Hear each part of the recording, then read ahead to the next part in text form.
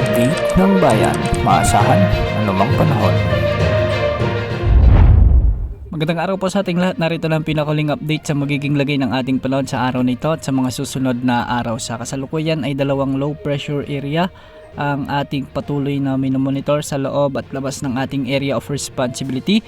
Ang una rito yung dating bagyong Ada na huling namataan sa layong 965 kilometers silangan ng Eastern Visayas at bababa na ang tsansa nitong lumakas muli bilang bagyo. Samantala ang isa pang LPA o low pressure area ay huli namang namataan sa labas ng ating area of responsibility sa layong 1,975 kilometers silangan ng Eastern Visayas. Hindi ito inaasahang papasok sa ating bansa at hindi rin nakikitang lalakas bilang bagyo. Sa kasalukuyan ay ang malamig na amihan ang patuloy na nakakaapekto sa malaking bahagi ng Cagayan Valley, Caraga, Apayao, Aurora, Quezon Province, Oriental Mindoro at Misamis Oriental na magdadala ng maulap na kalangitan na may mga kasamang mahihinang pag-ulan. Kaninang umaga ay malamig na simoy ng hangin hanggang tanghali ang naramanasan ng malaking bahagi ng ating bansa dahil sa amihan surge na umiiral sa ating bansa. Samantala dahil pa rin sa amihan, asahan naman ang bahagyang maulap hanggang sa maulap na kalangitan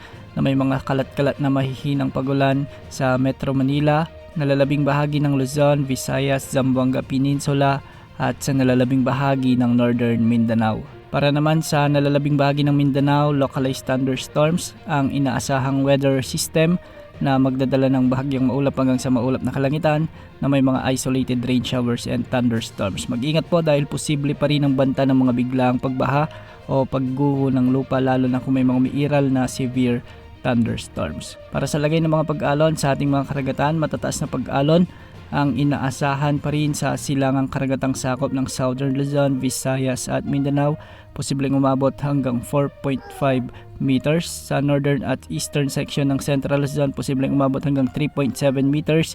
At sa nalalabing karagatan ng bansa, posibleng umabot hanggang 2.8 meters. Yan muna ang latest sa lagay ng panahon. Ito po ang weather update ng bayan. Maasahan anumang panahon.